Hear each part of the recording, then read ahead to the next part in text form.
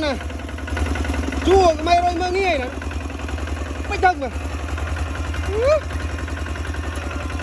đây thôi đây từ lâu đây một chua thôi vậy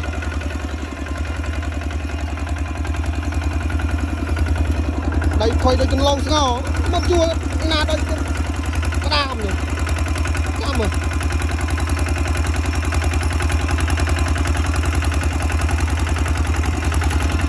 ơi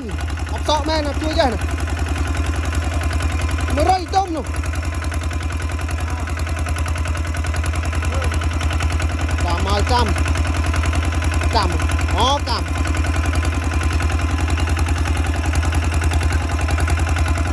ó cam rồi mới nghe nè chứ nè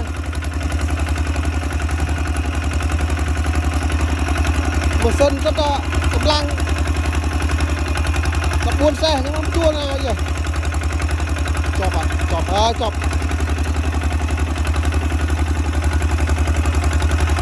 chua giờ có mấy miếng cá chanh mình đã con đây mau nè chua